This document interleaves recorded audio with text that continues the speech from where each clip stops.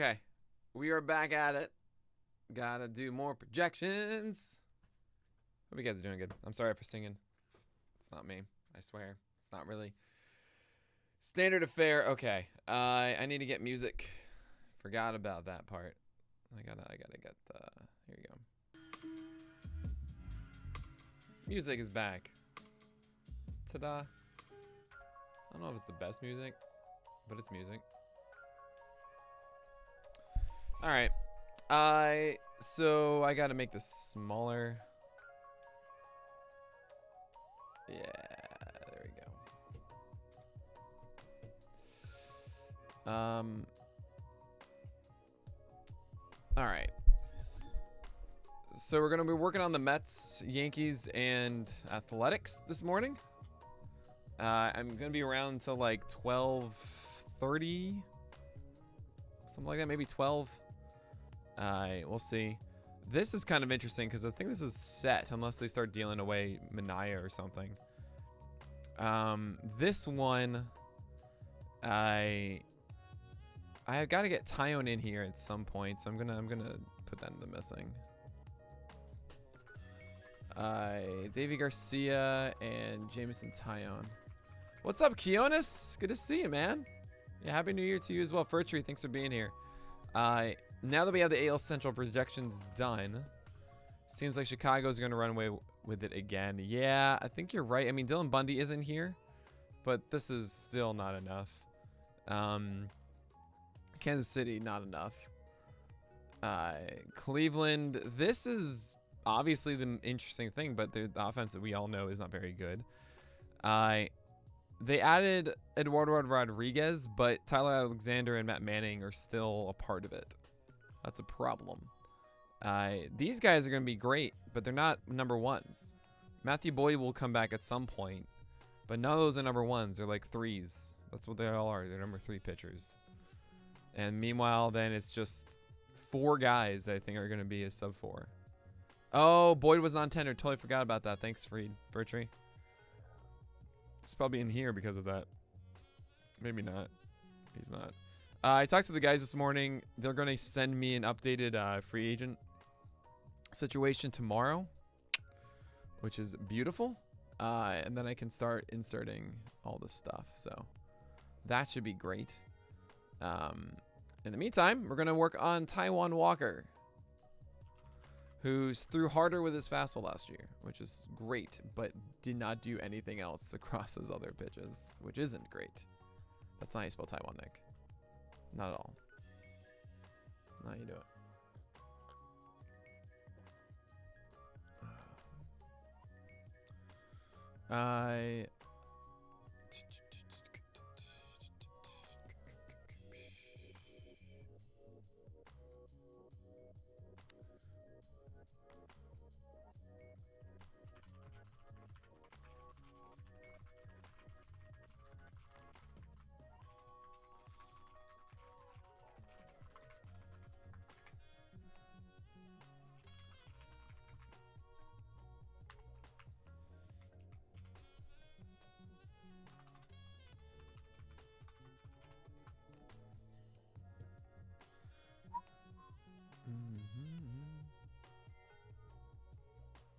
Oh, I got it.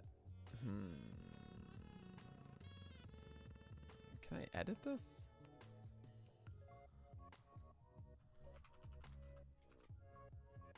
Sorry, give me a quick second, guys.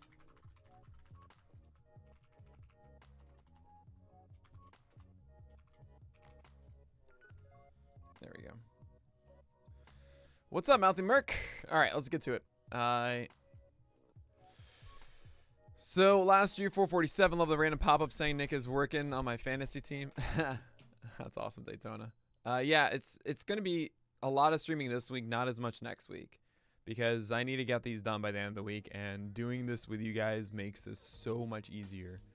I mean, I just don't see why, like, I wouldn't stream every time I do them. That's just whatever. I don't really care. And if you guys want to hang out, that's cool. It helps me out. So, yeah, 118 whip. It's probably going to be a sub 120 whip. So if it's going above it, I don't see why it would again. Let's just keep it at 118. I really don't see a problem with that. Strikeout rate was the same. I mean, this is absurdly consistent. It's kind of shocking, these 4 things.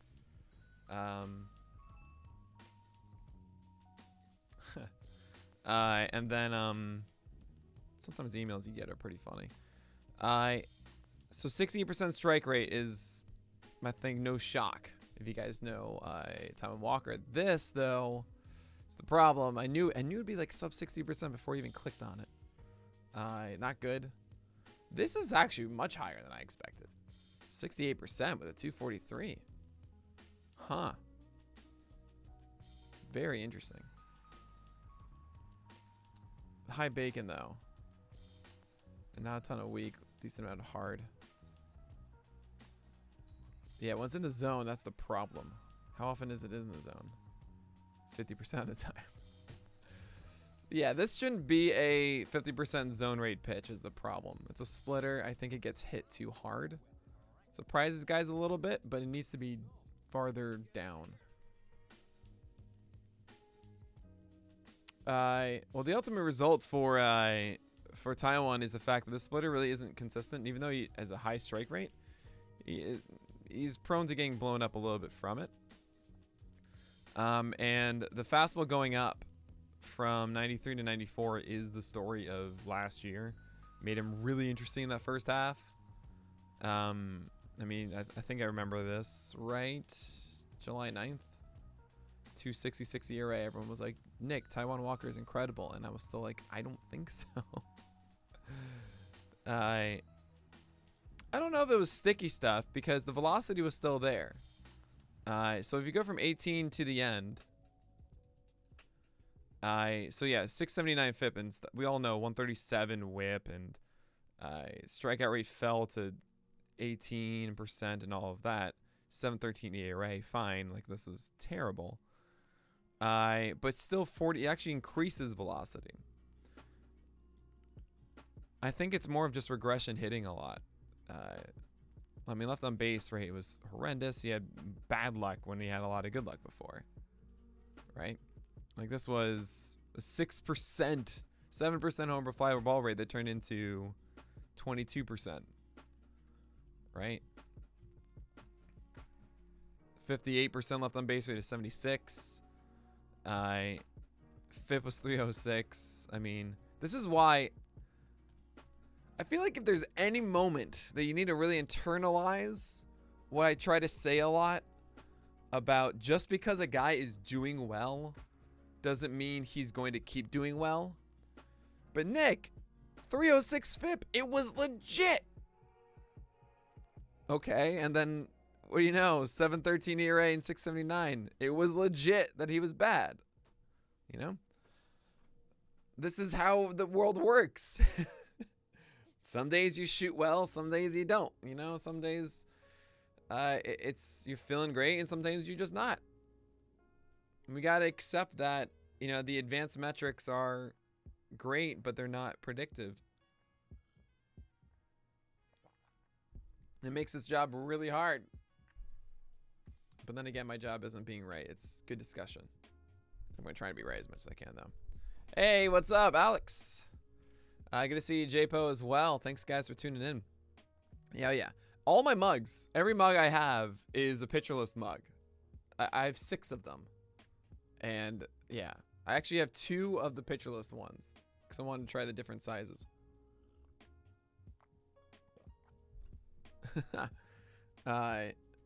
Excellent product placement. I've got the beautiful. This is actually, we don't sell this one. There are 2 sweatshirts. There's one that we sell right now, which is absurdly comfortable and warm and amazing. And it was out of stock. And I was thinking about, there's a second version of a sweatshirt. That's this one. So I got it. It's thin. This is a thin one. This isn't really a warm one. But sometimes that's what you want. Like, imagine, I don't know, you're playing football in the park and it's like 52 degrees out. And you don't want something bigger. You just want something very light. That's what this is. So I might do like 2 versions of sweatshirts. It'll be like a light version one, which is this, and then a comfier one. And then we have like the one that isn't a zip up. That's like a very comfy one. It's like 3 levels of warmth. Yeah, spring day hoodie is what this one is. It makes it so I don't overheat in my apartment. But anyway, yeah, it's kind of funny to me that like I get products that are unique to me. No one else has this one. But anyway, no, our sweatshirts are like the best. I have not heard a single person say anything negative about them because they are amazing. Anyway, Taiwan Walker, where are we settling on this? So how much are we bleeding the first and second half? I'm kind of ignoring just what the end numbers were. It's more of a question of how much. I mean, let's just see really quickly. The fastball is way worse. Splitter was also bad. All right, so you know what? I believe their initial projection was 1, 2, 3. I'm gonna leave that. Yeah. And I might even slightly raise it.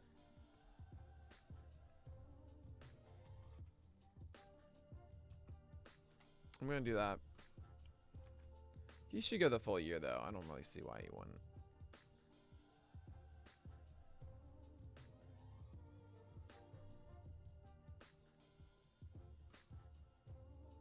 That's really favorable. It's too many innings for 28 starts, I think. Right? That's a 6 IPS. Okay. I'm going to give him another start, but the same amount of innings. Actually, that. Striker rate and walk rate, fine. We're going to keep that. Okay. I'm not a fan of this. It's a faster... Okay. This is something I do want to know, actually. Generally, when you see people's careers of fastball velocity, it's not normal to see someone spike in fastball velocity later in their career and then plateau up again. There are always exceptions to this, but I remember a good amount of times being, no, it's real, his velocity's up, it's great. And then next year the velocity comes back down to earth. There's a thought in my head of, yeah, Taiwan Walker at, was he 31 now? He's going to be, oh wow, he's only 29. Maybe I should put more weight into the velocity gap. Stay for the hoodies. There you go, Burger. Good to see you. Thanks for tuning in. I mean, still an end result better than last year, right? Yeah, I'm going to leave this. Okay. Jacob Degrom. 24 starts, 161. Absolutely not. No.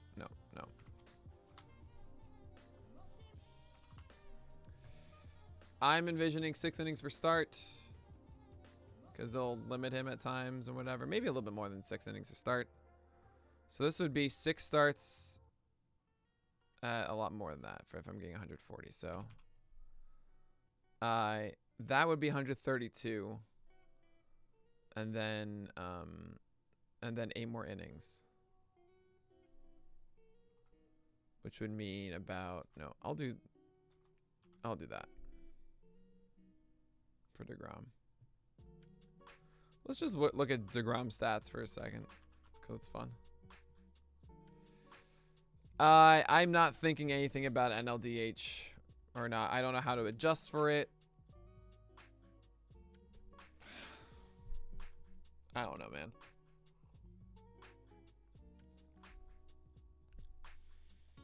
And maybe I'll put Degrom in and increase it every year. I mean, even with increase, like, he actually had more velocity in the second half than the first half to Taiwan Walker. And it got worse. I just want you guys to see, you know, if there's one lesson I think I've taught you guys during this whole projection streaming series, it's how we've, you know, I've been putting more weight on strike percentage and batting average allowed. Obviously, CSW is still a major thing, but I think it's enlightening to kind of think of it in terms of strike percentage, because that's really at the root of it what matters. CSW is strikes. It's just the other side of it is not throwing balls, right? I mean, of course, Burger Ball. That's why I'm putting him only at 22 starts at 140. I'm tempted to put him actually at fewer than that, to say like expect 110 innings. And if that's the case, maybe 140 is too many, but he's just too good. And I can't not, you know. I'm gonna say this is a 2.5. I mean, he's just that good. 0.95. Like, what was his whip this year? Forgot. Oh man, he's so good. He just is so good.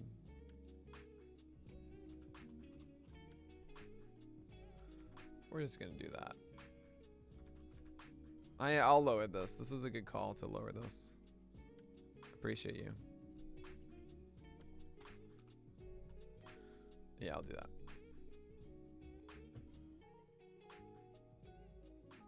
Okay. I mean, this is gonna be done. But I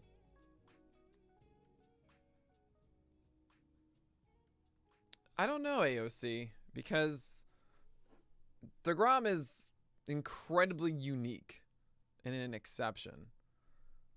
To do that doesn't really give us any insight into how we should change our approach, you know? At least I wouldn't imagine, because you can't predict increased velocity. You just can't. It's not a game that you should be playing.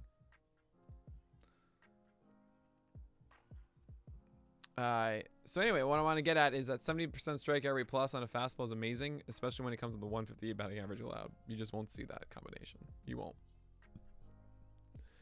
And then you have the same thing, but a sub 100 on your slider, and that's all he throws. You know, the curveball used to be this excellent offering too, you know. You know, high strike rates, but actually he got hit a little bit in 2019. I think that's why he really pulled it back in 2020. Changeup has always been great. Like, this is actually very startling. Only a 57% strike rate. Not too surprising with this low of a zone rate, though. Literally, he's using this to get chases down here against the lefties. I would actually be shocked with the usage is. Yeah, 5% against the righties, but 13% against lefties.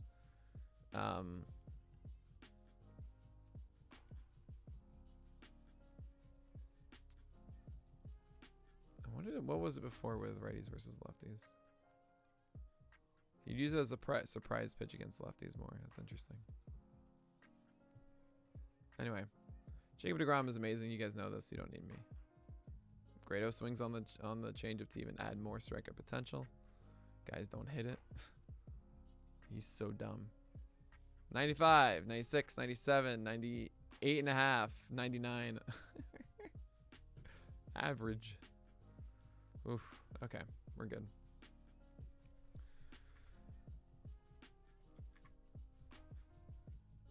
Oh, it's funny. Reverse Samson. Yeah, I see it.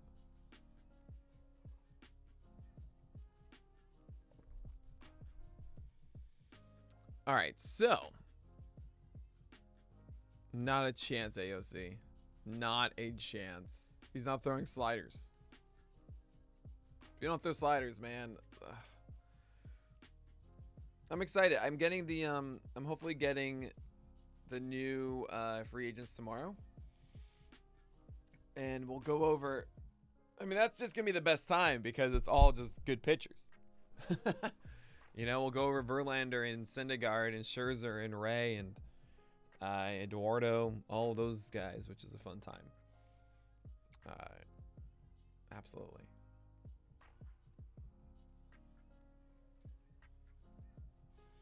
Yeah, it's gonna be a challenge, I think. You know, I've said to you guys, we're doing this run of projections, and then we're putting them out February 8th. I'll probably do some last minute tweaks on certain guys. But after that, it's not until March 20th that we're doing like an official, like we've updated it.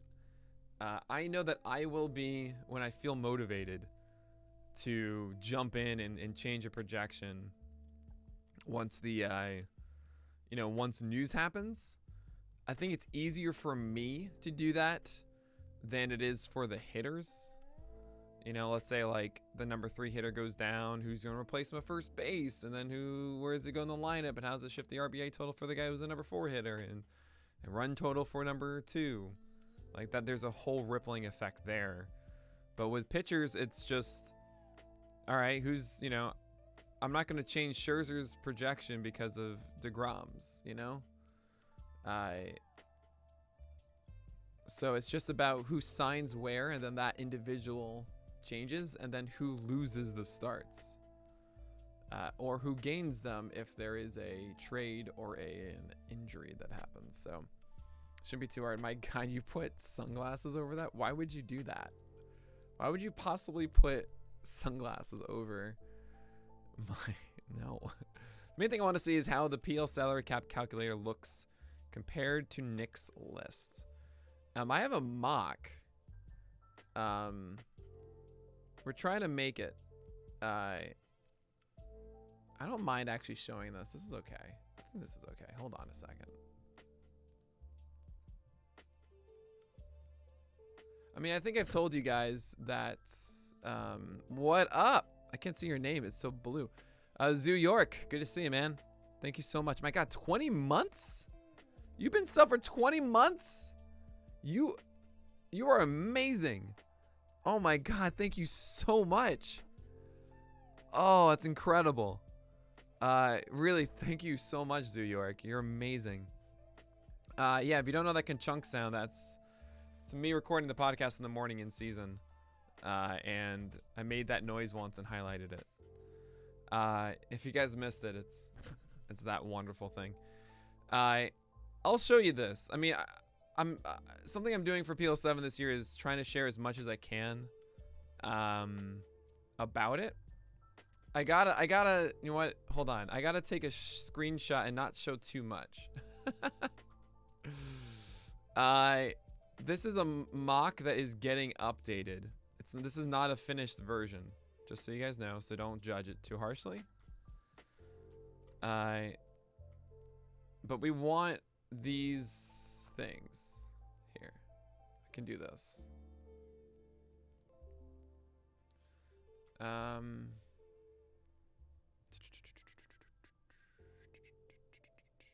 Yeah, I can show you this. Is there anything on here I can't show you? No, I think this is fine. Okay. So like this. Auction draft calculator. So we're kind of, obviously making our stats leaderboard better. And one thing that if you have PL Plus, you'll be able to access this. But essentially you can change the categories and points and change the stats. You have position eligibility. You have to, you can see down here, reset settings, update the draft calculator. But hopefully we can do presets so that you guys can quickly go between the standard formatting of your leagues. So we have like all of them, Yahoo, CBS, ESPN will automatically do the game started, starting pitching RP for you. And then you get to kind of check off what you have in it, and then the table below. The only thing it's going to add, so like think of it this way, the stats leaderboard, you have all the stuff that you normally guys know, gonna look better, all that kind of thing. But for this, it's going to add one column that says total dollar value, and that's the only thing that changes based on this stuff. You'll have also inside of this is the place that you'll be able to see all the projections. So you'll see all of mine listed out as another tab for all this stuff too. But yeah, pretty cool. Pretty cool. So you meant literally how the calculator ranks pitchers. But yeah, but I mean that's how it's going to do. It's going to do total dollar value. The main thing I want to see is how the PL salary cap calculator looks compared to Nick's list. Right. So I mean that we'll see what the projections spit out. It's why I hate projections. Because projections are, I don't do volatility, and my rankings is very much ingrained with expecting volatility and change and being ready to adapt it, right? Because the projection system will like more consistent guys than I do. AOC, have they called you to negotiate the end? No. Actually, they're supposed to call later today, but we'll see. We'll see what happens. Now, all right. So Carlos Carrasco. Let's talk about that guy. I think he's very undervalued, honestly. It's not going to be a 604 ERA. It's not going to be a 143 WHIP. If you don't remember last year, he only had 12 starts. He started at the end of July. Okay, so already right there, you should get a sense of, wait a second, he wasn't even ready to go. So it wasn't until 820 that he actually really started, and that's really just eight games. You know, that's when he was actually like, okay, cool, I'm a starter for the New York Mets, and that was a 4.89 ERA. 21% strike rate, but I think the thing that matters to me is the 93.3 mile per hour fastball, which, if I remember correctly, isn't that startling a velocity. Nope. He's been throwing 93.5 for 4 straight years. That's what he does. That's good. I'm very happy to see that. I don't want him throwing 91, 92. Normally when we see guys return from injury or come back from, a lot of time off, the worry thing that we have is, especially with an older guy, is, oh, he's injured, he's not quite the same because his velocity is down. His velocity is pretty much the same. It's like right there, like very slightly lower, but that's noise. The problem is always, though, the batting average allowed on his fastball, it gets crushed, right? Fine. So what he's supposed to do is he's supposed to allow suppressed contact against the changeup and the slider. 128, 186, right? That's what prime Carrasco's like. Sadly, changeup and slider were not the same this past year. 250 as opposed to 186. High CSW, yes, but when they hit it hard. And that's a wonderful right underneath 70% strike rate. Let me turn that off. So that's the main thing I'm looking at. Strike rate on the changeup way down. And then you got to ask yourself, okay, limited innings, 54 innings, right, from Carrasco last year. Didn't have the offseason. I think he's going to bounce back in some way. Is he going to be back to 70% strike rate or a 65% with a sub 200? Probably not. It's probably not going to be that good.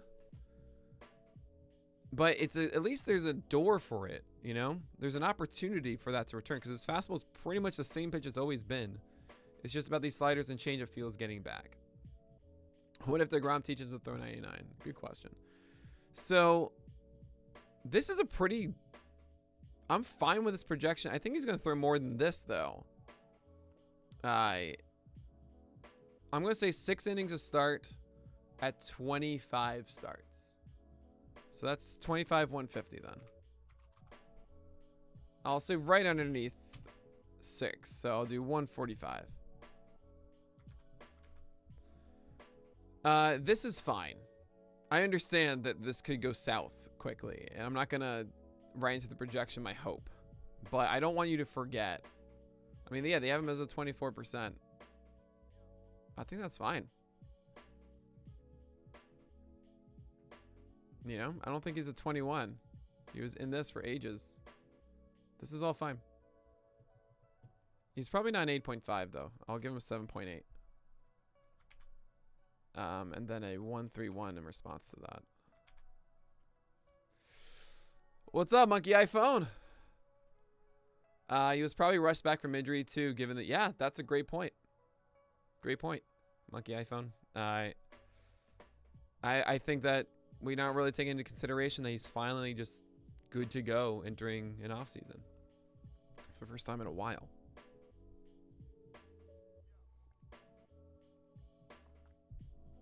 It's exactly the kind of player you want to chase at the end of drafts because you're not going to hold on to Carrasco. You're not going to think oh no, I need to hold on for another month or so. If it's not good in the beginning, just you move on to the next one.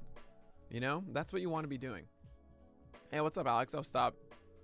I know everyone asked this multiple times every stream. Don't worry about it. These are from Frank Bruni, and Aiden Hall. They made a projection system, and my job now is to kind of sift through it, and double check it and see how I feel about it. And it's much easier doing it this way, like having them give me a foundation and then I build on it, as opposed to me just doing it. You know, oh my God, having a reference point, thinking like, right, okay, they're thinking this and this, that. It is not publicly available. No, we have not published this. We don't want that to be public, because this is me tweaking it, because I want to be a representation of us. No, definitely not public. Yeah. These are two staffers that I've been working with for a while. Since actually, yeah, since this time last year. We were trying to rush out DFS projections for the start of the year last year. If you guys actually, I don't know how many of you remember, there was a PLDFS sign up with the launch of PL6 that a few days after launch I pulled. I don't think anyone had signed up for it yet because they had no idea it existed, because I didn't advertise it on purpose. And then no, I think there were a couple of people I had to refund. I remember this now. Top secret. It's behind the curtain. No, I'm very happy to share this stuff with you guys. It's funny. At first, I remember like years ago thinking, Nick, you can't share these things. These are, you know, you can't show behind the curtain of a business. Like, you can't let these things leak. It's like, you guys aren't going to leak it. Or if you do, what's the problem? And, you know, one day I kind of realized, like, right, well, there are like 20, 25 people or something right now. That's a very small percentage of the people that are going to see it. So whatever, I'm happy you guys are here. I want to encourage you to be here and talk about this stuff. I think it's really fun. Okay, Tyler Mcgill. And by the way, some of you guys already kind of know what the secrets of PL7 are anyway. Pitching chart. You know, one thing I have realized a lot by doing this, I think a lot of you guys will, it makes so much sense, and you've heard before, is ideas are plentiful. Execution is not, right? Like, just because I wanted to make this is a product of so much work, what you're looking at here. Over 7 years to make something like this and have it working and functional. You know, if someone say, you know what, I'm going to create a better picture list with blackjack and whatever, because I don't want to say the second half of that Futurama quote. Power to you. This is not something that I could have ever done on my own. You know, it takes so many incredible people to make stuff like this. Thrower's order. That's funny. I actually wouldn't be surprised if pitchingchart.com existed. It just sounds like something that exists. Ta-da! You can get your scorebooks here. Look at that. All right, Tyler Mcgill. As Andrew Perpetua would make sure I'd say Tyler Mcgill. How many innings did he throw last year? So 103.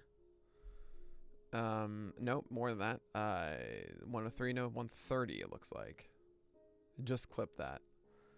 You do great stuff on back end. Fangraphs is putting the effort in their code, but they haven't been pushing it for a while, sadly. Kudos to you. Oh, thanks a lot, Spinaplex.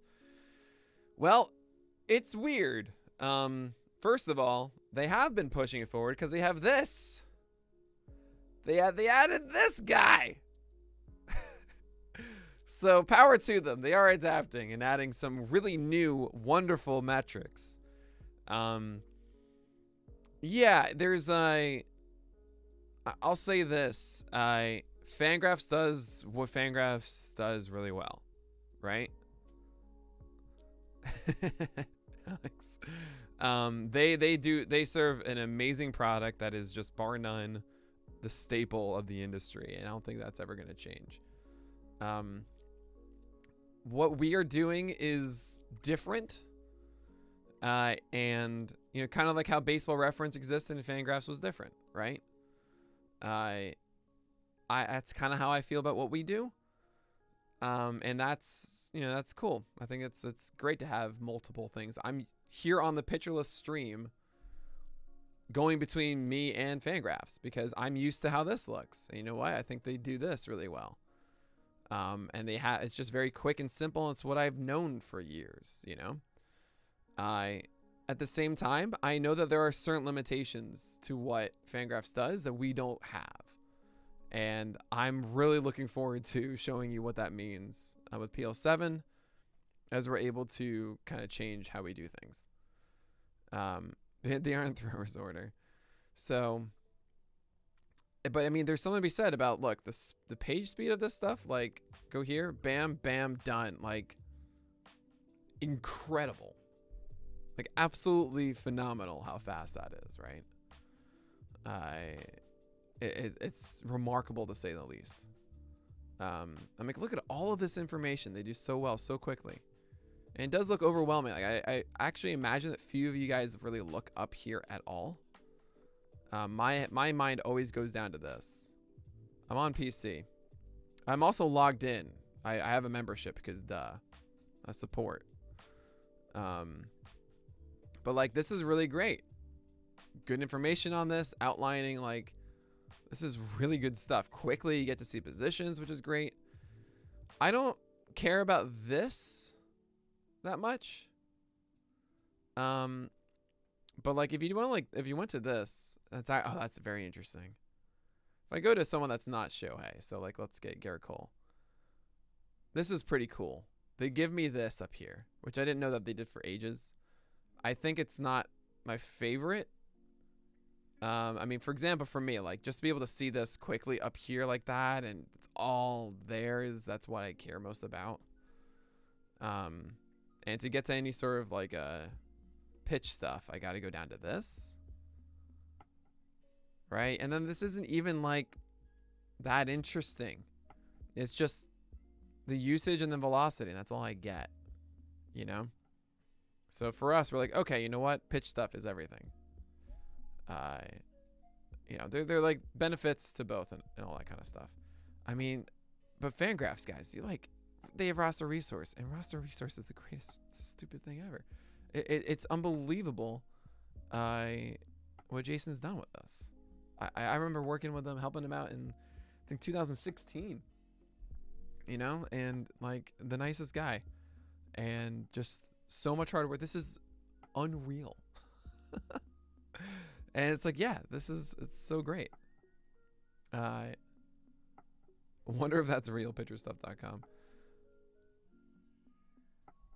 Yeah, I know. So we actually have a problem with it, and I kind of just said we'll figure this out next year. I mean, it was at a time when, fortunately, we had more resources in season. Now we have like a really great team. We can fix things like Ohtani and stuff. Yeah, it's really interesting.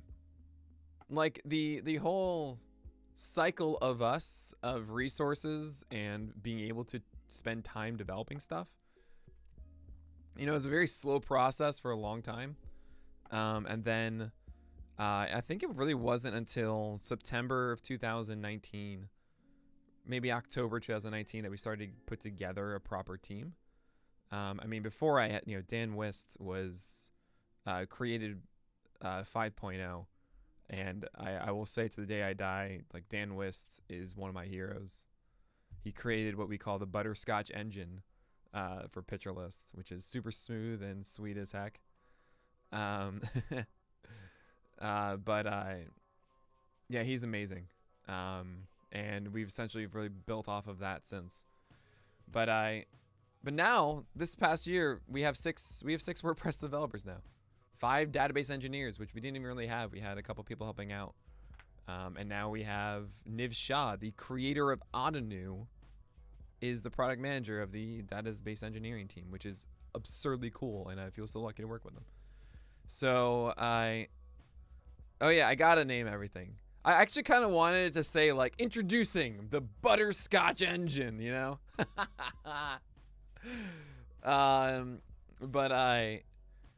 But yeah, it's, you know, we are building our team. We've made our team, and we're making something super amazing for you for PL7. That once again is like great. Like now, as we do these mega launches and stuff, as far as development goes, it doesn't have to be just a mega launch, right? Like actually, our plan this year is instead of what we would normally do, which is just go for it as much as we can in February, and then nothing the rest of the way, kind of, right? Maybe like some small, maybe minor tweaks. This year, the plan, crossing my fingers, by July 1st is to have another major update to the site. Instead of waiting all the way until February, I want to get it out in season so you guys can also experience this stuff through the off season and, you know, through the rest of the year, which is such a cool and awesome thing. There's like 2 parts to that update, and they're both separate, but then they become entwined, and it's like, oh my god, we can do that.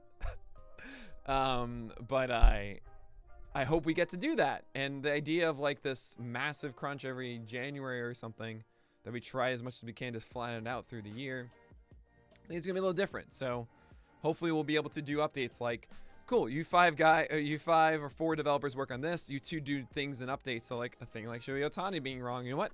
One developer is just gonna focus on that, and we can still keep the roadmap of everything else. That's what I'm trying to get at. Butterscotch engine. Oh, that's funny. Oh, I would totally do that. I'm not even kidding, Glass, Alex. 100%. The next band I'm in could easily be called Butterscotch Engine. That's such a good band name. Oh my god. Oh, you called it. I'm sorry. Never mind. You said yesterday they're doing so many things on the site that some of it is getting lost. Maybe splitting some of the updates. I don't know if some of it's getting lost. I don't know what context I was saying that. Oh, I remember now. Of kind of being like, with all the things that we do, we don't market certain things. And I think I know what you're saying, right? Because you were like, oh man, the right, we don't. It's hard to market it all. You're not wrong. I think personally, what I need to do is just kind of the marketing cycle needs to be different. But I want them all available because a lot of the updates that we're doing, you know, they play off each other. You know, I'm happy saying some things like, yeah, it's pretty obvious. PL7 is going to have, you know, we're changing the homepage. We're making it better for you guys. Duh. More at 11. Because what we do every year changes, and we have to adapt every year. We're making PL Plus better. Sweet. And we realize that, you know, how we present it and a lot of things about it, we can do a lot better in. We're doing a great update for the player pages and the stat stuff, as you guys can kind of grasp at now. Sweet. And those are really the major elements. And those are the things we're focused on. How that is a bigger story, but you know, they all kind of play with each other there, right? And there are little things here and there that I might mention in future stuff. But yeah, you're not wrong. Like, let's say there are new podcasts or there's new stuff on the podcast side. It doesn't really speak with that. So yeah, I'm gonna be thinking about a lot of that stuff. I appreciate the input, Spindleplex. Butterscotch Engine is gonna be the new mouse rat. That's so funny. I feel like Butterscotch Engine wouldn't be metal at all, though. Actually, an engine. I don't want growls or anything. I want melody. Absolutely sweet melodies. Sweet vocal melodies with, like, grunge. That's me. All right, let's go Tyler Mcgill here, guys. Change up at times was really good, and then it wasn't. Slider, I don't think is nearly as good as it should be. It's just about, is this going to get enough called strikes or enough strikes in general? 60% is teetering. I hate to see the 5. Anytime I see a 5 with strikes, I'm like, oh no, get out of here. But that's really the question with him.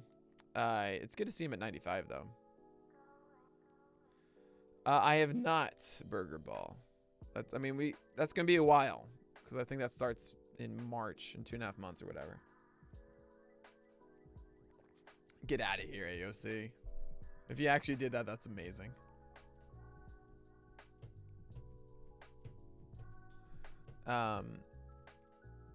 So what is this? So Scherzer's coming in. I think this is fine because there's an expectation right now of someone else getting starts. I'm cool with this. Same with this. What does Steamer have for Mcgill? Probably more. No, 115. I don't know if it's a 24% strikeout rate though. I'm gonna put this down to 23.3.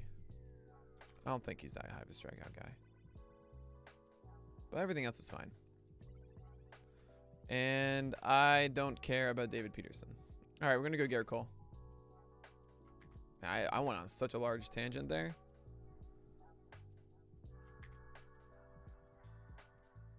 I hope you guys enjoy those tangents and don't seem like me just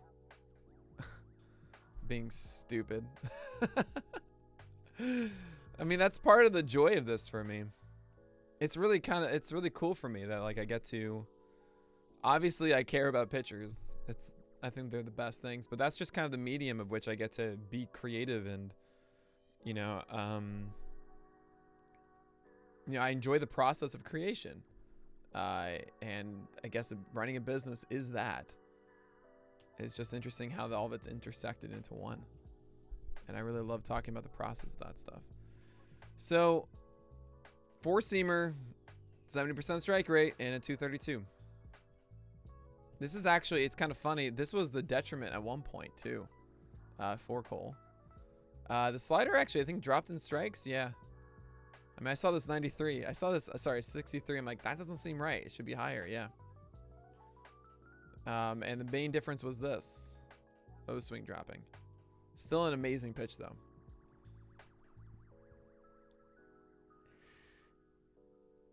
Fair enough.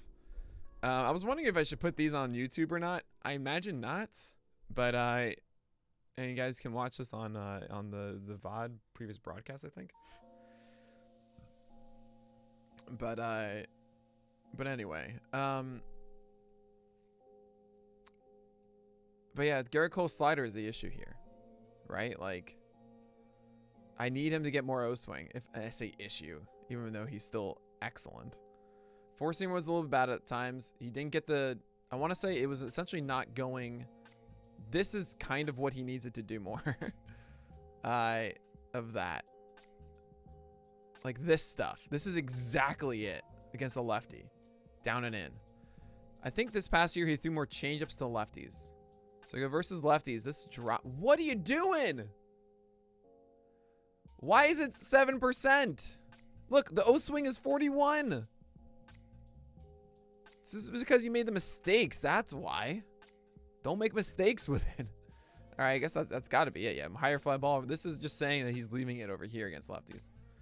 So changeups went up to 22%. This was his weapon against them. But honestly, not that great.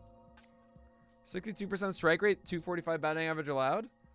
I would do more with, wow, look at that. Same exact O-swing though. But lower zone rate. You know? Like 19% called strike rate versus a 9%.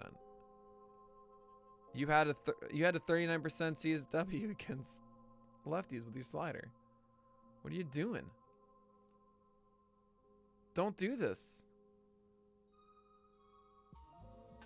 I don't agree with this at all. I think, I know Matt Blake was like changeups this year. But I think that's an issue with Cole.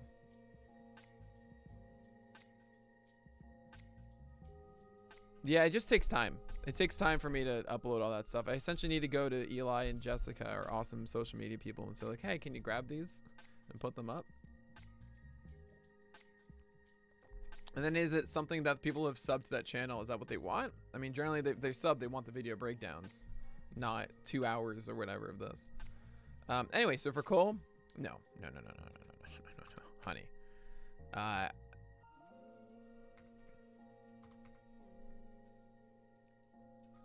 Changing this, 32 starts, 205. And then 32.5. Yeah, I don't see why that. Yeah, this is why he's my number one.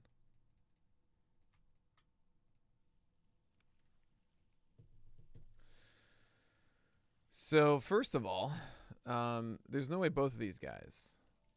I mean, the Yankees are going to sign somebody, y'all. Don't know who. Who's left? No. They're not going to sign Greinke. No.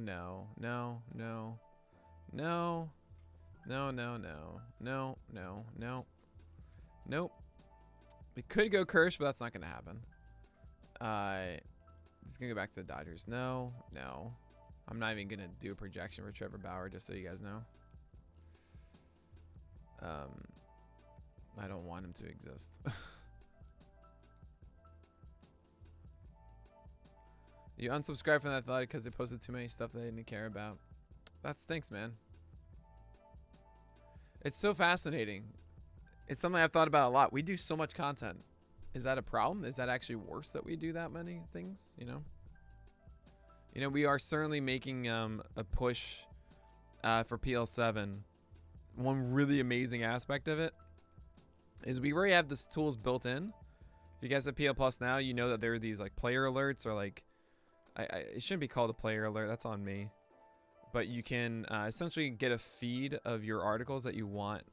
We're putting that on the home page, and it looks way better. It's really easy to add and remove your filters. So essentially, if you don't like the website's content flow, awesome. You can just generate what you want. You can base it on an article, author, or player. And we might add team later on this year. So you're able to do that with PL Plus, which is really cool. Oh, I see. To their YouTube channel. Gotcha. Yeah, that makes sense. Yeah, YouTube channel makes so much sense. Like, you got to be sure that like it hits everybody with it. Because if you hit that bell and you just get notifications like, I don't care about this, I don't care about this, you're like, oh yeah, I'm just gonna stop subbing from it. Yankees could get Carlos Rodon. Alex Wood would be a good one, but I think he's back with the Giants, right?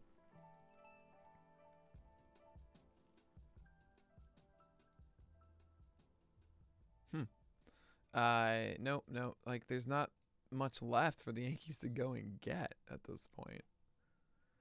I mean, it's really like, go get Rodon. You know? Anyway. Jordan Montgomery is fascinating. The bear has arrived.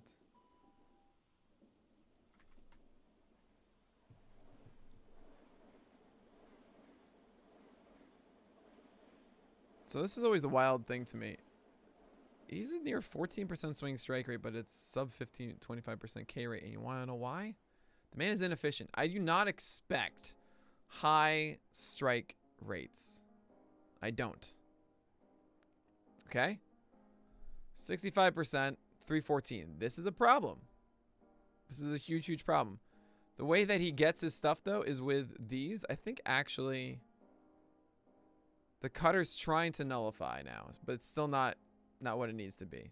He's trying to go between cutters and four-seamers. I assume this is against righties. Yeah, lefties, he doesn't really throw it. But here are the two. And these, what we want to see from a changeup and curveball here, we want to be seeing 65. We want to see like 67 plus, and we won't. Ah, just underneath it. But the changeup is really good. Nearly 67, 184, and 65, 205. And that to me is how close we are to Jordan Montgomery being elite. Or not elite, but like a legitimate number 2, number 3 or something. You know, it's if we get these higher, like just this, just push us up a little further. Same with the curveball. That means then he doesn't need to be throwing this 50%, then he can be throwing them 60% between the two. Because this is the issue that I don't know if it's going to go away anytime soon. Low strike rate and high batting average allowed on both the four-seamer and the cutter. Right? Not great. I think the strikeout rates are going to still be good. But this whip is a product of that cutter and four-seamer being too hittable. So either he has to throw these more often or these need to be more effective. He's not going to be a 4.2. Come on. I know. 3.85.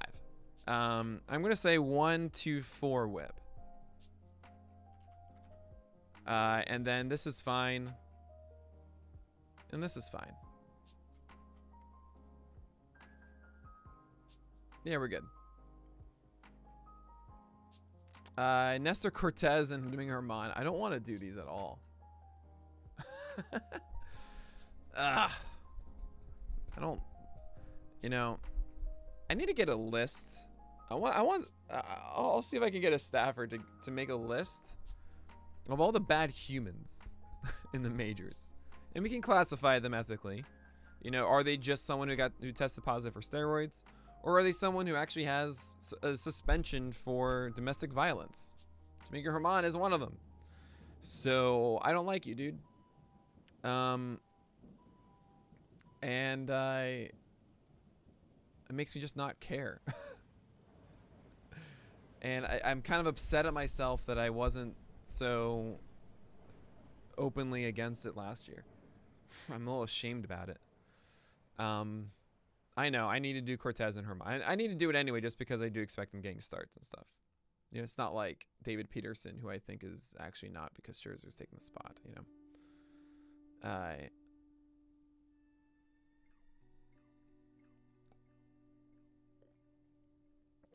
And by the way, yeah, Merc, I didn't ignore you. Yeah, maybe Alex Cobb is a Yankee fit. We'll see. But anyway, this is for Luis Severino. Seems actually kind of right. I think it's a little bit better ERA, though. A little bit better whip.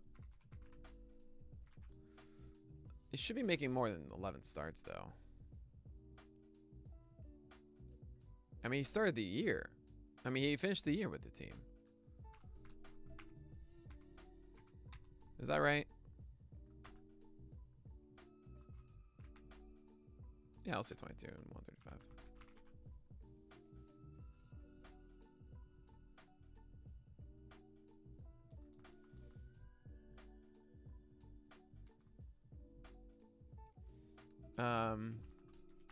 Oh, he's a Giant. He got signed. Oh, that's right. Yeah, what am I talking about? What am I talking about? All right, I'll do Nestor Cortez.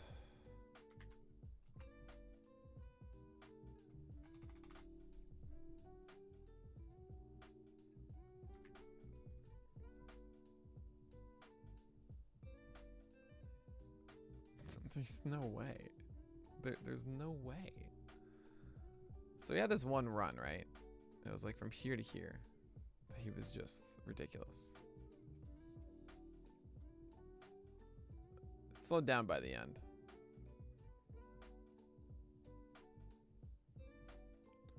Yeah, but Severino came back at the end. Is what I'm getting at. He actually did pitch in September. That's my point. Oh, thank you so much, Yellow Pools. Hey. It's good to see you again, man. Thanks so much, man. And good to see you too, Charmer Wins. But yes, Severino started in the minors halfway through the year off TJ and had 2 setbacks. He pitched to end the year, though, and I feel that is a good sign that he's going to get more than 11 starts. I'm imagining there's going to be some injury here at 22, right? But that's missing a third of the season, right? He's not making 33 starts, he's making 22. So that's 2 months off in some way next year. I think that's reasonable. You know, he's gonna be starting for the Yankees out of the gate. How good do you realistically think Mcgill could be if he got around 20 starts? Well, I got him right here at 19, and I have him at 435. You know, oh, one more start though. No, I'm just kidding, Heart Mank.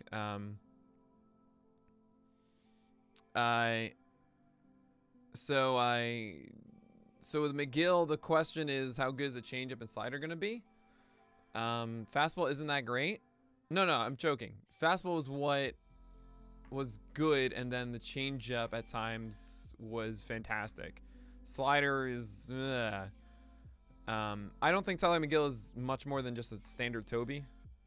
Maybe 435 is a little low. But I don't really think he's someone that you want to be chasing.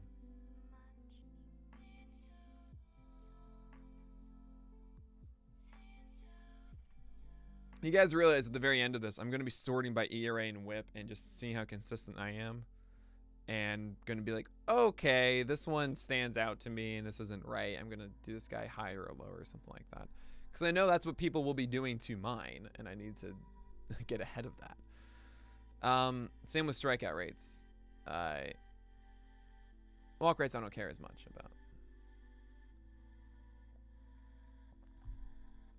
I'll probably do it actually with game starts and innings pitched too.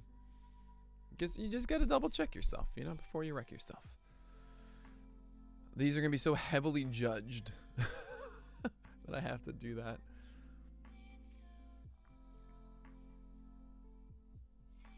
Oh yeah, actually let's do this really quickly. Hold on.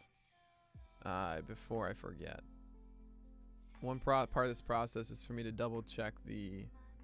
Oh, Trevor Williams is a Met. So that we might actually be seeing Trevor Williams.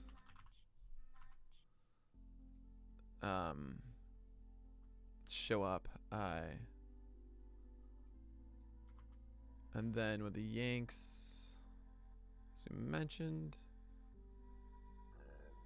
I'm not going to do Albert Abreu. Oh, Luis Heel. Actually, more important, I think, than David Garcia. Definitely someone to consider later on. So this is something I'm going to be doing, I think, not with you guys, but kind of separately. I think Rick Graham is tackling like Luis Heel and a lot of these missing guys because they're going to be his relievers. And then I'm going to be talking with Rick about his and kind of like seeing which ones carry over.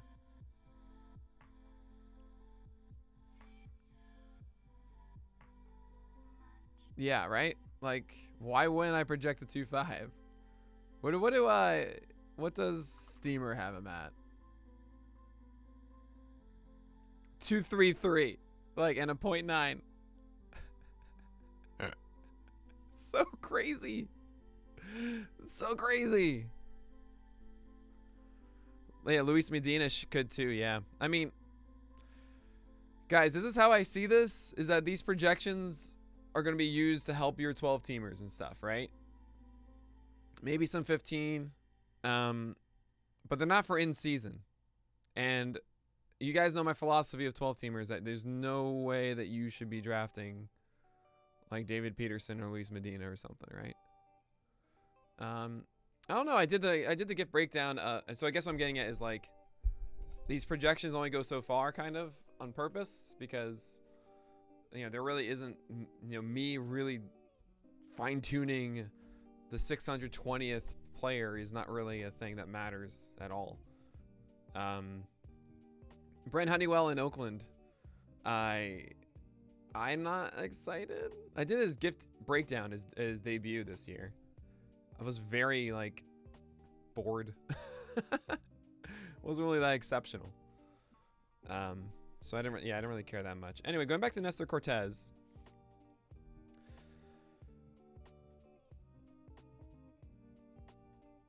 This is all very boring.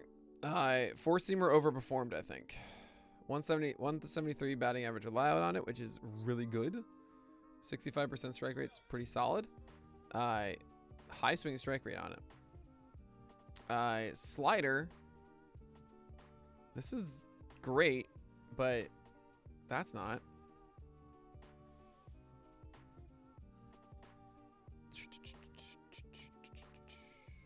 Bacon kind of high on it. 284 or lesser on the four-seamer.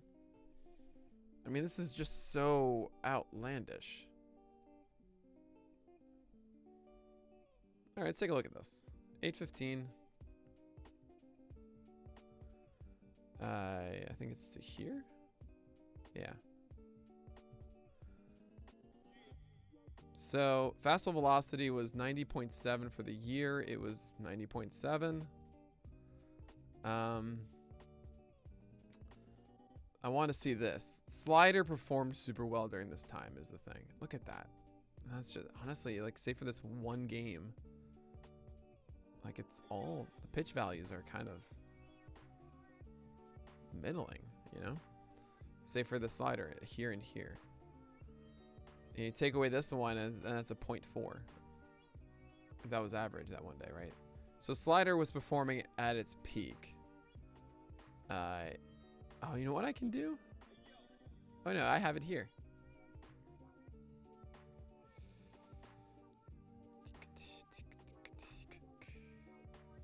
Slider just got to good outcomes in this one.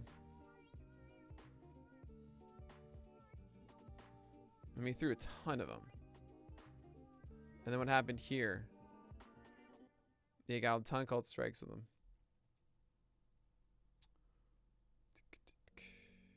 Yeah, I mean, that's it. You just dominate with a slider for 2 games. Slider more called strikes. What's the called strike rate on the slider? It was only 17%, but I think during the stretch it got higher. So I think that was the thing, was that the slider became a bigger tool. Like, look at these called strike rates.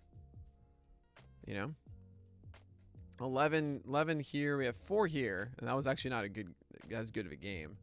But then we got 8 in this one. Underwhelming actually in this one against Toronto, but I think it was because it just got hit instead of taken. It got swung at. Called strike 7, 11 here. Not as great. Solid again, right? It's the slider getting strikes is everything, and that's why it's near 70% strike rate. So it depends on how much we think that will do wonderful things, because the fastball's not gonna do this. It's not gonna do a 173 batting average allowed, guys. So do I think a 4.22, 127? See, this is too high of a strikeout, right? So we're gonna 22.4. I'll be more but yeah, but that's pretty much it. That's all I'm gonna change. Now, the Yankees are going to go 1, 2, 3, definitely. And then they're probably going to add someone else. Tyone does come back. 14 starts seems a little bit on the lower end. What do they have him at? 19 starts. Yeah. I'm going to put him at 18. 18 starts at 5 innings each. Is under 100, and he's going to relieve when he's not doing that. So I'm going to put him at 126. But I'm going to leave these.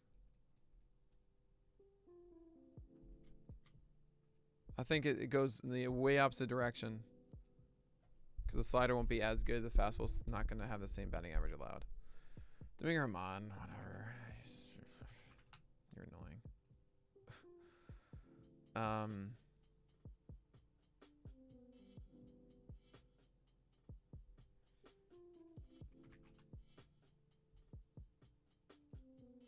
Why can't we all just be good people? Treat people with proper respect all the time. Yeah, the curveball's still really good. Curveball and changeup are both actually excellent this past year. Curveball's always been this way, I think. Changeup not as much. Lower strike rate. Interesting.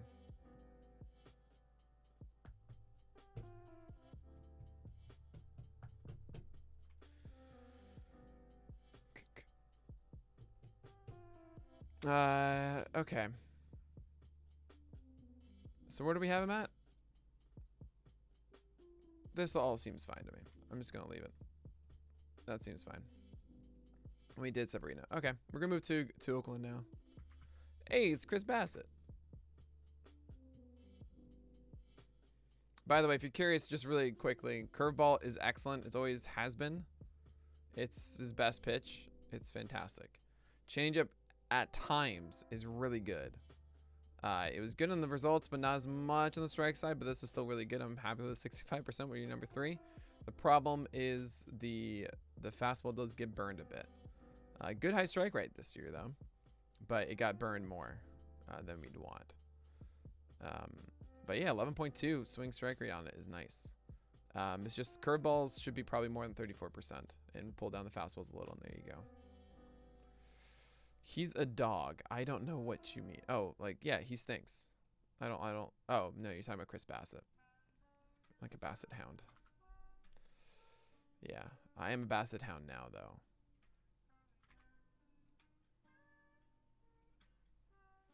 So, the reason I'm a Bassett hound. It's good to see you back, Andrew.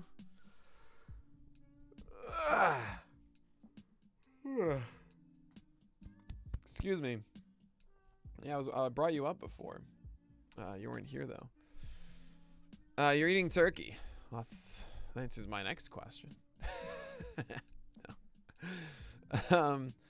So the thing that I messed up in multiple ways because if you guys didn't know, when it came to the four-seamer label this past year, they were supposed to be split up. It was supposed to be four-seamer and sinker.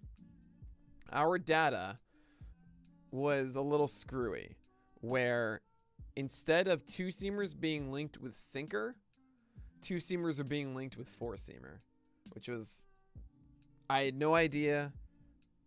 So wrong, right? And I only caught wind of this around like May of last year. And it made all the sense in the world finally. I was like, oh man. So it's still that way. Four-seamer still combines. Essentially, it's just fastball. Just think just all fastballs are here now. So that's both four-seamers and sinkers. So that's the first way I screwed up. I should have made sure that didn't happen, but it did. Now, the second way is because of that, guys like Chris Bassett were overlooked by me. Why? Because while his sinker is this, overall like effective pitch, high zone rate, huge strike pitch, right? 69%, 219 batting average allowed. Great stuff. What this doesn't showcase is if you separate them out for Bassett, sinker then four-seamer. I didn't realize this. Strikeout rates on the four-seamer. He has a strikeout pitch. 13. You guys can't see it because it's too low. I'll get out of the way. You can see. You know what? You can see here. There we go. I'm gone. 13.6% swing strike rate on the four-seamer. 15% in 2020. I didn't know he had this offering. I knew you'd react. But this is a 32% O swing. O contact is only 55%. This is good. This is really, really good. Hey, what's up? I'm back. Don't worry. Andrew. So that makes this a little bit more believable to me. 25, maybe on the higher end. But if you look across the other stuff, there isn't a swing strike rate pitch, say for the slider that is not really used much at all, and he overthrows it just like that. It's a low strike rate and blah, blah, blah. Not something I depend on. 28 strikeouts on 187 thrown. What is that? I mean, across the whole batter's face, this is a near 50% strikeout pitch, but it's not that often that it ends in at bat. That's only when it ends in at bat. Essentially saying like, hey, wait, hold on. 5, 6, 7, 8, 9, 37. Oh, this is, this isn't supposed to be that. This should be how many times it ended, but actually what it's doing right now, I think, is how many batters saw a slider. Because this should total this. Ended at bat end. Oh, no, I'm sorry. No, never mind. I take it back completely. It's doing it correctly. This is how many times, so like 28, 30, 32, 32, 35, 37 minus 60. So 60 minus that is 23. So it was into play 25, 30 times and returned 23 outs. Plus 58 gets your batting average allowed of 130 over 60. It's all there. It's all there. Yeah, this is how many times it ended at bat, which is good. So it had, yeah, that's a 46% K rate or whatever. Which is pretty solid, but it's not. I don't think it's consistent enough. Give him that strike rate. But anyway, cutter, not that good. Decent strike rate, but not that good. Changeup, not that good. Curveball, not that good. The moral of the story is it's fastball, sinkers, and I guess this random slider kind of. Cutters that try to do it, but it's not that good. But really, his sinker is one of the best pitches, one of the best sinkers in the majors. Actually, if I go back to this, you guys know my favorite stat for sinkers off in his O-swing. Actually, that's really low. That's a 21%. I thought it'd be better. He just throws it too much in the zone. Interesting. Ground ball rate on it, 51.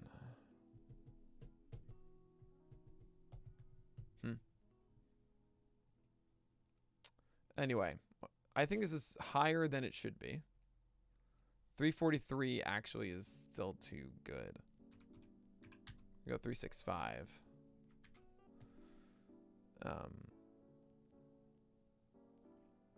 But 118 whip sounds about right. 23 sounds right. 28 176. Why wouldn't it be more than that? Why wouldn't he go 30 starts? He got hurt for a second.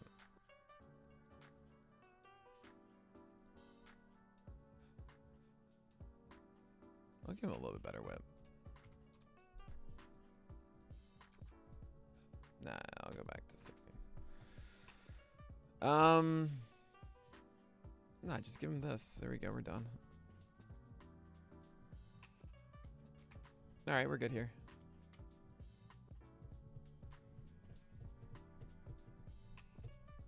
Oh, I'm sorry, man. Oh, Sean Manaya. Look at this stretch you were on, Sean Manaya. This was absolutely insane. I mean, until the 28th of July, a 301 ERA with a 27% K rate and a 114 whip. Pretty nuts. Look at this. He had 3 double-digit strikeout games. And it was going deep, too. 121 and over 21. 122 over 21 is 5.8. Not as deep as I thought. Take it back. Take it back.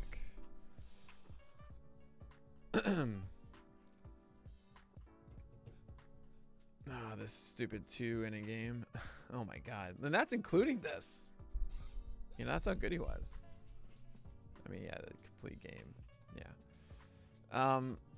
Anyway, Sean Manaya is pretty straightforward to me. Increases fastball velocity to 92 from 90. That's huge. Allowed him to get a 13% swing strike rate. Suddenly that pushed up the strikeout rate. This is still a little worrisome. And, you know, the second half, it fell apart. It got a lot worse. If we go back to the main full season. I don't know why you'd want play log. Essentially, you had this rough stretch by the end. 7 earned runs, 5 earned runs, 5-4. And that really tanked him. This one did too. These both did. You know, he was doing so well up to here, and then this was just bad. It's cardboard, not paper. Andrew. Cardboard cutouts. O-swing went way up too, which is nice. So changeup is interesting. There are days when it really feels it. And to see a 70% strike rate this year is really great. As he threw it more in the zone. But sometimes it floats too high. And because of that, it's a little bit easier to hit. The slider, yeah. He's never been consistent with this. Like 63% strike rate. I want this again. You know? It's never quite been that offering. He was also a little bit fragile. 179 innings is great. Don't know if we're going to get that again. I don't think 32 starts is in the book. So I feel like this is 165 and 28. But I don't think it's a 409. I think that's ridiculous. I mean, I know it was 391 this past year. But I think it was figuring things out. I'm going to put him as a 392. What was the whip? Yeah, he's always been a whip guy. All right. 122. Striker rate should be a little bit better. 24.5. Yep. Okay. So I'm not in love. You know, it's really kind of seeing where his velocity is on opening day. This is why I hate projections. If Manaya is throwing hard early, I'm in. But I don't know. I just don't know. Did it slow down by the end of the year is actually something I want to know right now. Just throwing 94 in those amazing games at times, right? Like, beginning of the year was 91 and 90. And, like, look at these, 90, 91. And all of a sudden he's going up to 93 and change. Like, makes me kind of think of this projection as not taking that into account enough, but he wasn't performing well during those, so fine. But yeah, it's kind of interesting. You know, at this point, I'm kind of saying, oh, I want Jordan Montgomery more than Sean Manaya. But there's an easier explanation for Manaya doing well, I think, than Montgomery. I don't know. That's why projections are silly. It's possible to sum up an entire season. And how easy it is to be a 3-6 versus a 3-9. How quick that can just happen. Like one earned run changes all of it. Like one home run allowed is a lot. Oh, I just even want to. I want to even show you this here. 70 earned runs. So 70. Let's make it 73. So 73 over 187 times 9. 73, Nick. Turns that into a 351 as opposed to a 337. You realize that? 3 earned runs. So one 3-run shot somewhere turns that into a 351. Like, that's crazy to me. That's absolutely nuts. Just one 3-run homer. You know? It's 14 points in ERA. Oh, it hurts defense big time. That's a good point, Spin Up Lex. I don't know how much I'm going to incorporate that. I think the story of Frankie Montes is pretty straightforward, honestly. If he has his splitter and slider working, he's great. If he doesn't, it's harder to just survive just on his fastballs. Huge strike rate. Pounds the zone constantly, which means it sets up for, 58%. And also really good O-swing, too. That's actually really great to see between his fastballs. It sets up for a 27% swing strike rate splitter with a 129 batting average allowed. He doesn't get strikes with it, but considering that he doesn't need to, is a little bit better, right? I'm okay seeing a lower strike rate if it's the usage. Like, he's not throwing in the zone. He's just trying to get whiffs and then bad balls in play, which he does. So that's fine with me. The question is this, though. I want this to be a higher strike rate because this is a low swing, right? So this is kind of, I guess I would could say the splitter is what it is. And we need the slider to be a better pitch than it is. Now, in the second half of last year, the slider was better. So let's go into this. Let's look at pitch value just for a second. Overall, negative 4.5, right? But if we look at, let's start it from, yeah, let's start it from, why not? From July 8th, see kind of how we look there. 3. That's it. Better results on the slider in the second half. I mean, that's the difference maker to me for Frankie Montes and how he became that. So I don't know if the slider is going to be good or not. In his prime, look at this. Oh my gosh. So good. It should be better. I think it's safe to say it should be better. And as long as this is doing this stuff, I don't really care about these numbers. As long as you have this high O swing and this swing strike, that's amazing. Strike rate did go up and it wasn't destroyed. This is actually really good. And I'd say if there's any place for regression here, it might be this. Especially if you're mentioning, yeah, good stuff. Spin up Lex with Olsen and Chapman maybe missing. So what do we have? 392 should be better than that. No, I'd say this is a 365. Because there's going to be variability up and down here that we just don't know what we're going to get. 126 is way too low. No. 122. And I think that's good for the rest of this. I should be throwing more innings. Yeah. He's a workhorse. I'm going to say 31 at 181. I don't know if it's a 25% though. Oh, actually 3 straight years. Never mind. You chill there. You do you. Yeah, all right. Let's go with that. It feels good.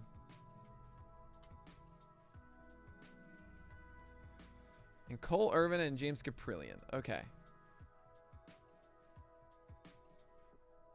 Carpillion. Carpillion. No, it's James Carpillion. I never get it right.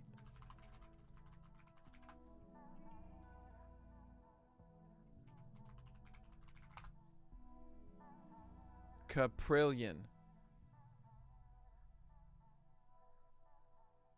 Carpillion. James Carpillion. Yeah, I got it right. Not Carpillion. It's just James Carpillion. Okay. I think he gets a lot more starts than this. I think Cole Irvine is the one that if someone were to miss out, it's him, not James Carpillion. So let's focus on him.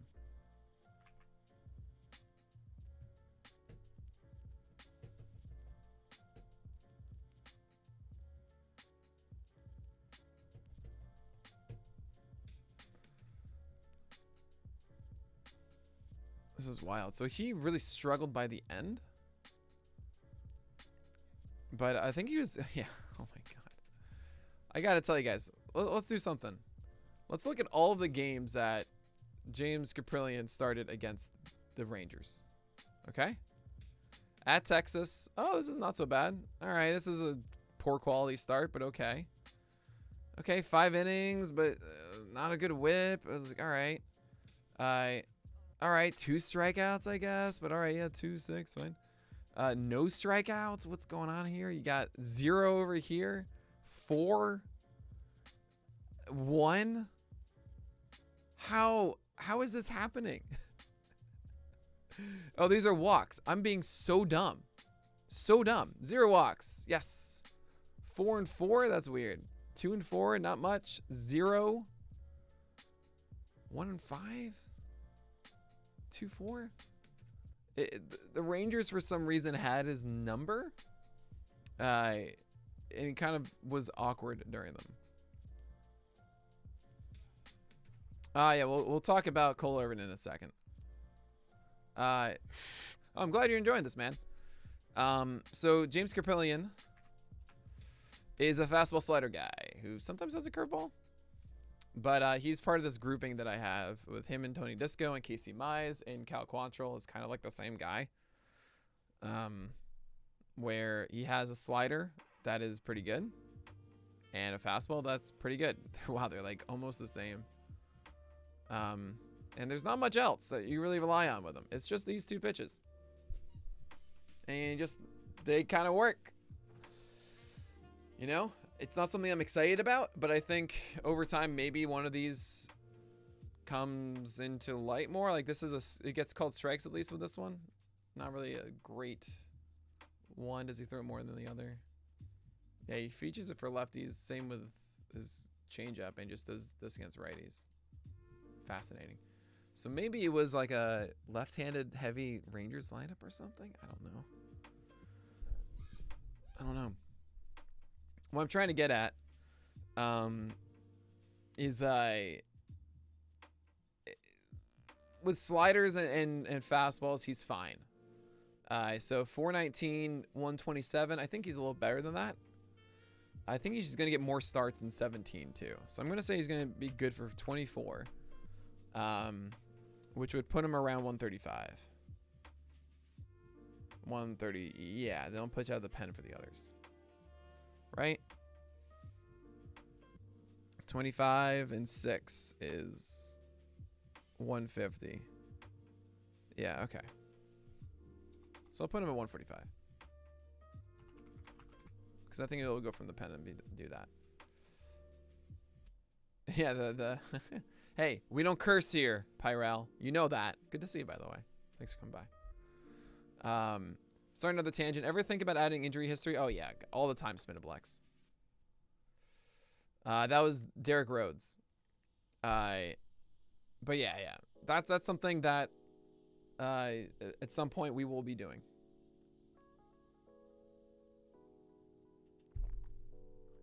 The difficulties of it, which I think aren't that difficult, but I need to get a full transaction history. And then I need to be able to get that transaction history in season effectively. And once we have that data filling in, then it's as easy as just adding a tab. You know, it's just, hey, here's the full transaction. We can even add like a table at the end of the player page that's just like, here are all of the things. I was even thinking about it'd be really cool if you have inside of a game log, like let's see here, you can have a transactional game log of when did he miss time. Come on, miss time, James. Like you could say here at this point, promoted from minors, you know. And then you could say move to bullpen or something around here, right? Like that's kind of cool. But it's just about doing that right, and it takes time to develop and mock it up and get the data and then feed that in and make sure, you know, there's a lot of things going into it. But that's kind of what my idea was. And one of the cool things about our team is that ideas can, you know, we can do things. It's just gotta have the idea, and then we gotta have the resources to push forward, and hopefully we can do it. So I feel good about this. It's probably gonna be a little better than a 127. I don't think he's that bad. I'm gonna give him a 124. And 419 is fine. Yeah, it's fine. Cole Irvine, I'm gonna have. Yeah, this is probably right. Actually, across the board.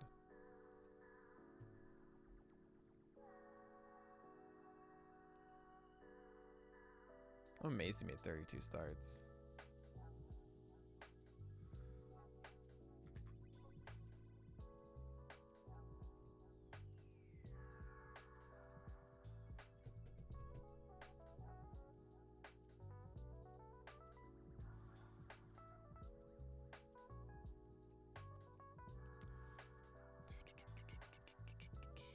So here we are, 69%, and high batting average allowed. Changeup was the main secondary offering.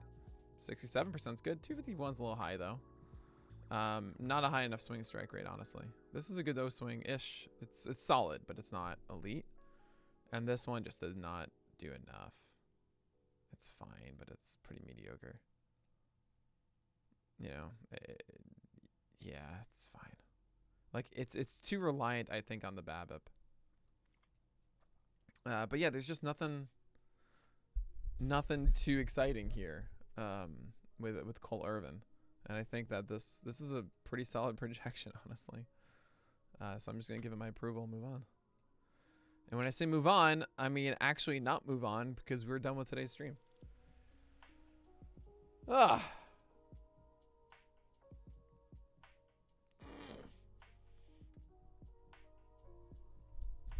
Well, yeah, it fills up the zone and pitches his spots. I don't know if he does, though. I mean, Cole Irvin is as much of a Toby as anybody else, as he, if he does anything better than these. But someone like Ranger Suarez, who we're going to get into, actually hits his spots and avoids the heart of the plate. I mean, just really even quickly, like,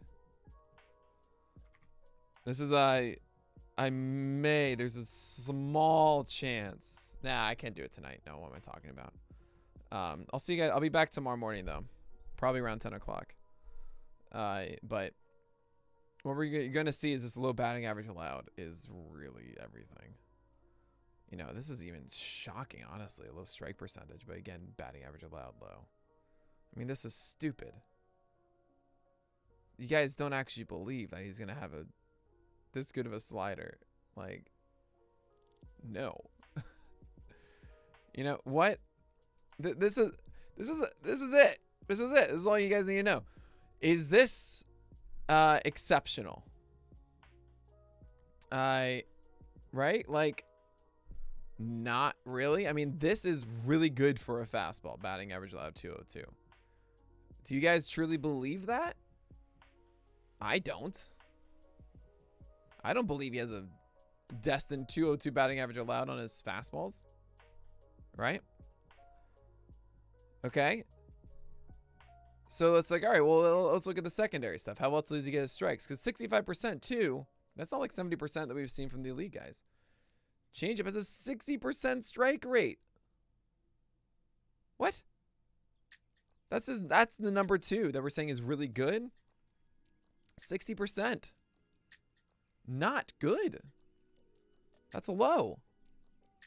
And I'm really impressed that he got enough out of this 21% swing strike rate and it wasn't hit that hard. I mean, I would imagine, like, if I saw standard here, 3 home runs, 2 doubles, walks, and like no home runs on his fastball. Why 1 home run on his fastball across 1,100 thrown? I wonder why his ERA is so low.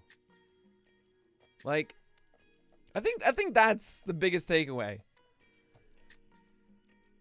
There you go. I have my biggest talking point on Ranger Suarez. He threw 1,100 fastballs last year. 1,100! And 1 home run allowed. Nah. Come on. Come on. It doesn't matter out of relief versus starting. I can't do that yet, which is really annoying. But with this, but man, that's just doesn't matter. Like, even as relievers, you still, you still give up home runs. You threw 1,100 times and 1 home run. That's not sticking around.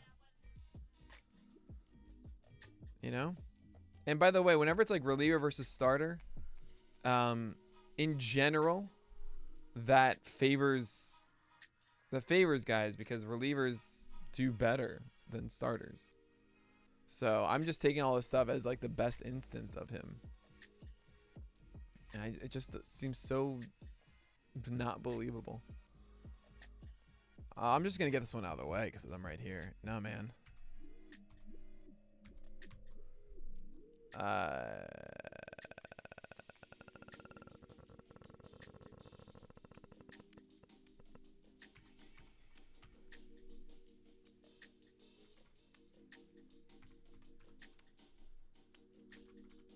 There you go.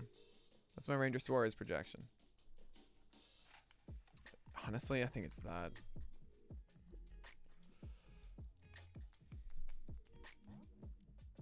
What's the steamer one? I'm locking that in. I might do a little bit lower in the whip. Nah, I think I'm locking that in. Yeah, 375, 131.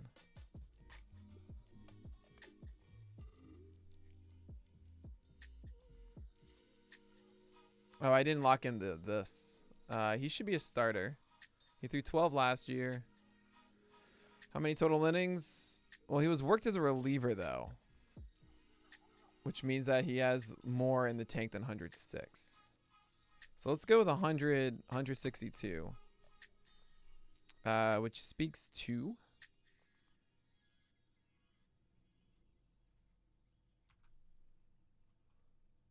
let's say 27 starts. I am going to lower this. Okay. Oh, yeah, they know. They know all that stuff. Don't worry. This is all going to be updated.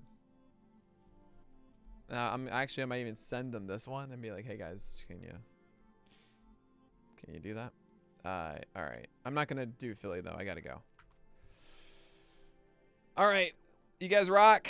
Thanks so much for being here. Is there a stream going on that I should be rating to?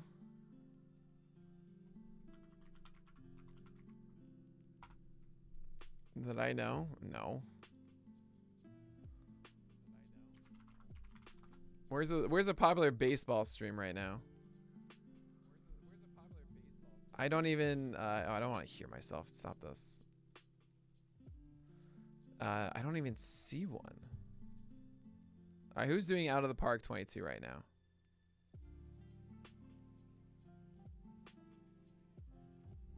I don't even know who you are. Okay.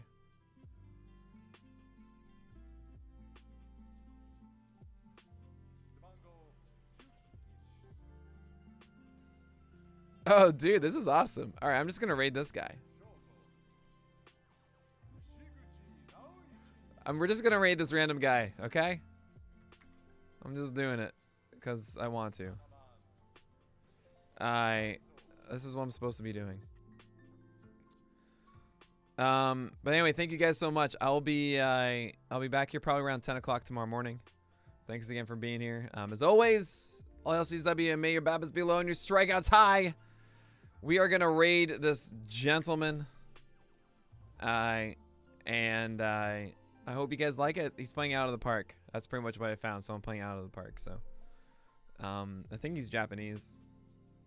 I don't know. I think it's pretty cool. I'll see you guys.